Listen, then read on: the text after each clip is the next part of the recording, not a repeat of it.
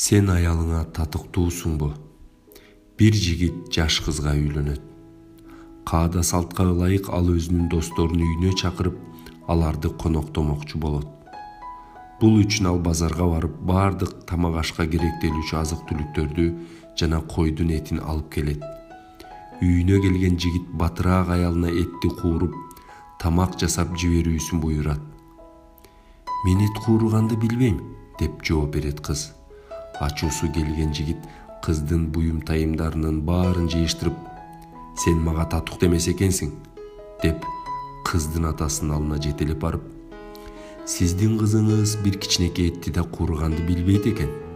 Качан гана эт кууруганды үйрөнгөндө мени чакырыңыз, мен алып кетем", дейт. Кыздын атасы: "Макул, мен кызыма 2 айдын ичинде эттен 60 түрдүү тамак жасаганды үйрөтөм.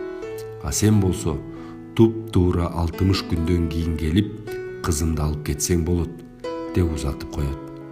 Арадан 60 күн өтүп, жигит кыздын үйүнө келет.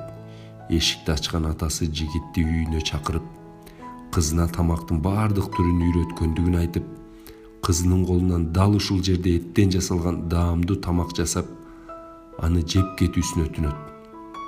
Жигит макул болот. А бирок ошол кезде кыздын атасы жигитти колунан жетелеп, короодо байланып турган койдун жанына келип, "Мына ушул койду арыдан бери мууздап жиберсең, кызым сага бул койдун этинен даамдуу тамактарды жасап берсе", деп айтат. "Мен кой сойгонду билбейм", деп чоочуп кетет жигит. "Андай болсо сен да атаңдын алдына барып, кой сойгонду үйрөнүп кел. Качан гана кой союп, аны жиликтей алганыңда менин кызымды алып кетесиң", деп жолго салат. Ошентип өзүнүн башындагы чөптү эмес, башканын башындагы чөптү көргөн жигит өз ишинин алдында өзү уятка батат.